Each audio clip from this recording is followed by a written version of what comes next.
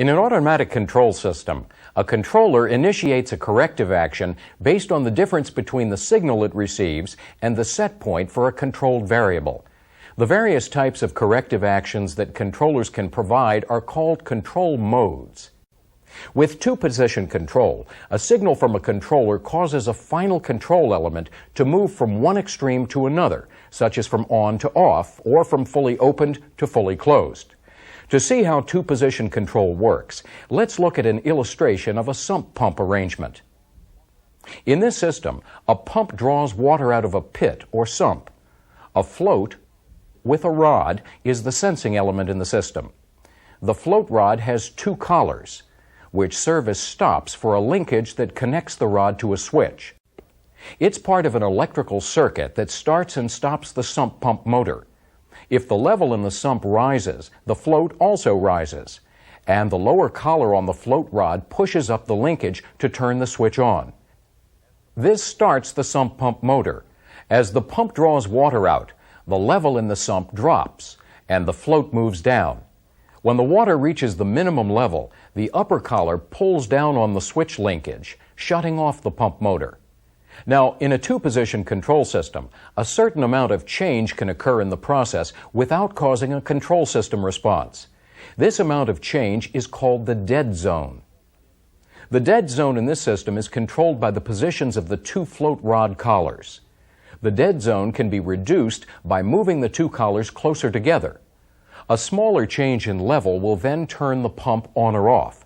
But even though the water will be maintained at a more constant level, the pump will turn on and off more frequently.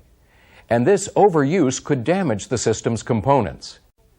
With proportional control, a controller's output signal is proportional to its input signal. In other words, if the input to a proportional controller changes by a given amount, the controller's output will also change by a given amount. To explain proportional control, we'll use this illustration of an automatic level control system. We'll say that a temporary disturbance decreases the demand for water from the tank and causes the water's level to briefly surge above its set point. As the water rises, a level-sensing float converts the change in level to mechanical motion. The motion is detected by a measuring element or transmitter and converted to a pneumatic signal representing the value of the higher water level. This signal is sent to the controlling element or controller. The controller measures the signal, compares the signal to set point, computes the difference between the two values, and produces a corrective output signal that's proportional to the input signal. The controller sends that signal to the final control element in the system, a control valve. The control valve responds by closing down to decrease the flow of water to the tank. However, because of process characteristics such as resistance, capacitance, and dead time, the level fluctuates before it finally returns to set point. We can tell more about how the temporary change in water level affected the system if we plot the control signals on a graph. On the graph, the scale on the far left is marked off in feet to indicate the water level in the tank. The next scale indicates the value of the input signal to the controller in pounds per square inch, or PSI. The scale on the right indicates the value of the output signal from the controller.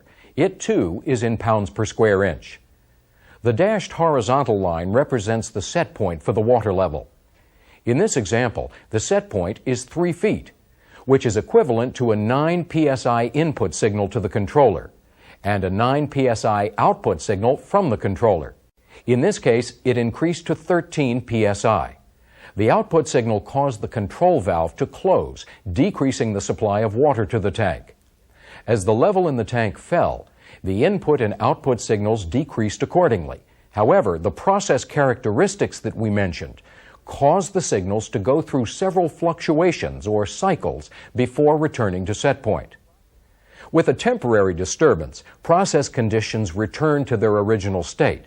So, a proportional control system can normally return the controlled variable to set point. But if a continual disturbance occurs, a proportional controller may not be able to restore original conditions. For example, this graph shows the input and output signals when an ongoing decrease in demand caused the level in the tank to rise. In this example, the control system brought the process back under control. But when it did, the level stayed higher than the original set point. That's because the input signal to the controller increased, then stayed high because of the continual disturbance. As a result, the proportional output signal stayed high as well. The higher steady-state value that resulted, that is, the higher level that's represented by the input signal, is called the control point. The difference between the variable's control point and its original set point is called offset. Offset occurs because a proportional controller produces only enough output to bring a process back under control during a continual disturbance. It may not produce enough output to overcome the disturbance and return the process variable to its original set point. In some processes, a proportional controller may not return a process variable to its original set point. In other words, the controller's action may result in offset. However, a controller adjustment can sometimes be made to change the amount of offset. This adjustment affects what is known as the proportional band, or PB. Proportional band is the amount of output change, or delta output, in relation to a given amount of input change, or delta input. The proportional band value is usually multiplied by 100% so that it can be expressed as a percentage. When a controller's input change and output change are equal, the relationship between the signals is 1-to-1, and the proportional band is 100%. This condition is called a 100% PB. The input and output signals on this graph show a 100% proportional band. Now, the signals on this graph show a proportional band that's less than 100%, otherwise known as a narrow proportional band. With a narrow proportional band, a small change in input to the controller produces a larger change in output. This relationship is equivalent to a 50% proportional band, since 1/2 times 100% equals 50%. With a narrow proportional band, control action is rapid, and the value of the controlled variable stays closer to set point. However, decreasing a proportional band setting increases the amount of cycling, which can overwork system components. Now, the signals on this graph show a proportional band that's greater than 100%. This type of proportional band is called a wide proportional band. With a wide proportional band, a large change in input to the controller produces a smaller change in output. The proportional band for this example is 200%. Since the output signal changes less than the input signal, a wide proportional band can minimize the amount of cycling in a system. However, there's more offset with a wide proportional band. Some manufacturers use the term gain when describing a proportional control adjustment. Gain is the inverse of proportional band, and it's expressed as a quantity rather than as a percent value. For example, a 1 psi change in input that produces a 2 psi change in output represents a 50% proportional band. But since gain is the inverse of proportional band, the relationship between the change in input and output is reversed. So the gain in this example is 2.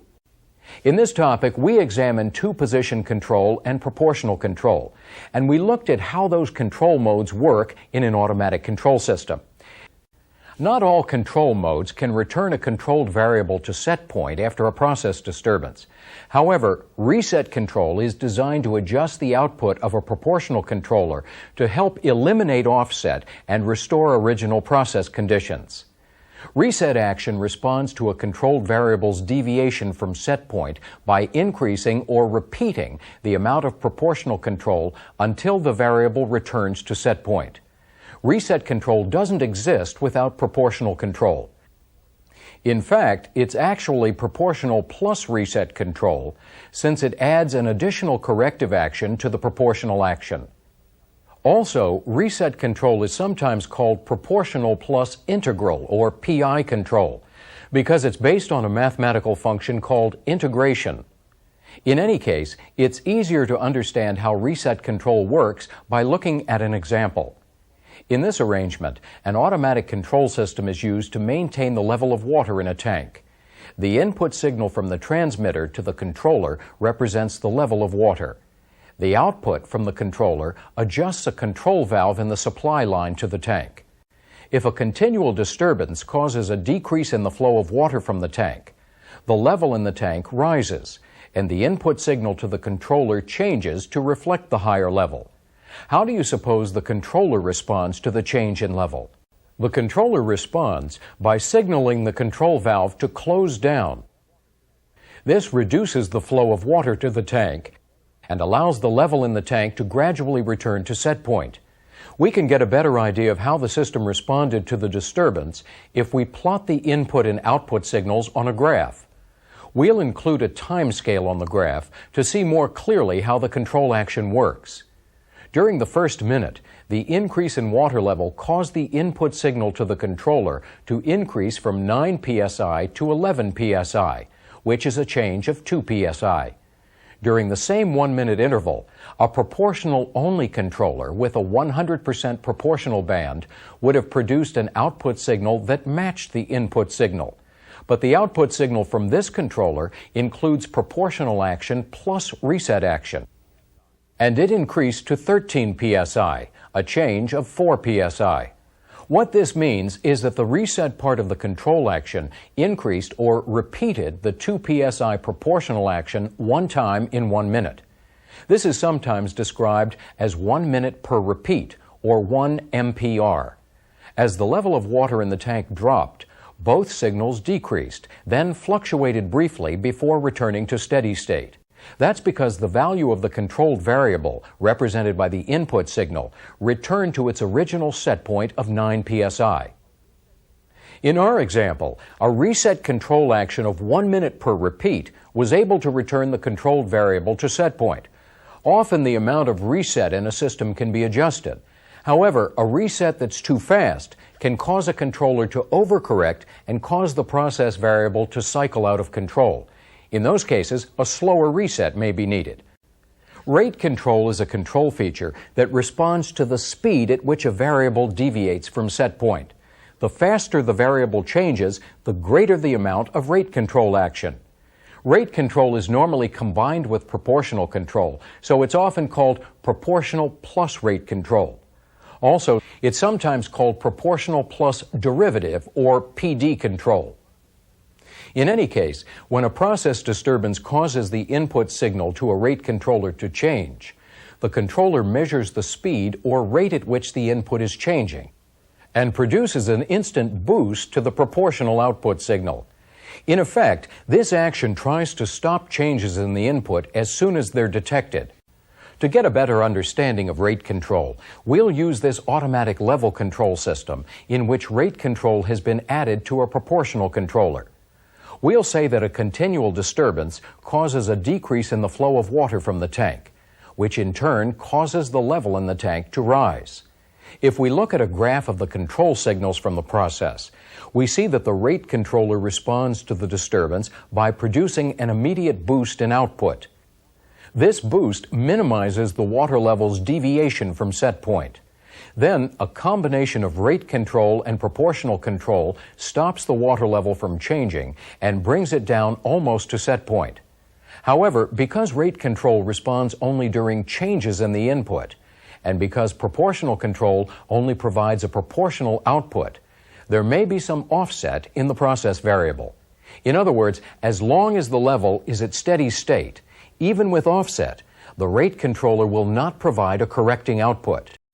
When a process requires a rapid control action that eliminates offset, a control mode known as proportional plus reset plus rate control may be used.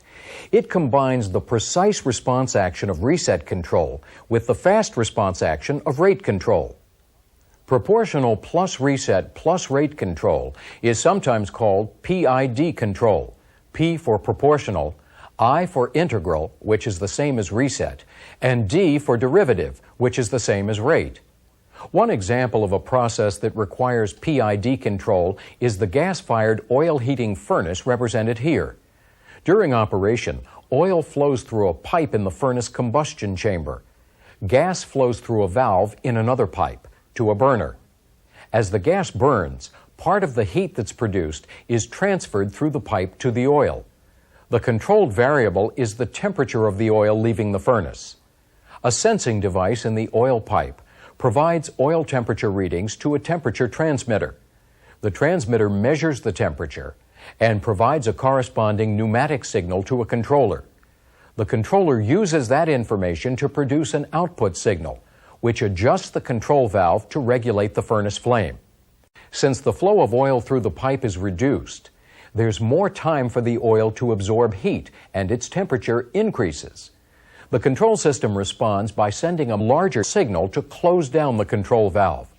This reduces the gas flow to the burner and decreases the amount of flame. As a result, less heat is transferred to the oil, and the oil temperature returns to set point. We can get a better idea of how the control system responded to the change in oil temperature by looking at the controller's input and output signals on this graph. The input signal to the controller represents the oil temperature. As the graph shows, when the temperature of the oil first began to increase, the controller immediately produced a corrective output signal that reflected the rate of change. This boost of control action stopped the temperature from changing as rapidly as it would have without rate action. As the rate portion of the controller output worked to stabilize the oil temperature, the reset portion of the output worked to return the oil temperature to set point. Soon, the combination of reset and rate control returned the oil temperature to steady state at its original set point. The final output signal also returned to steady state, but at a higher value. The higher output closed the control valve to a new setting to maintain the oil temperature at set point. In this topic, we described how reset control, rate control, and a combination of the two work in an automatic control system.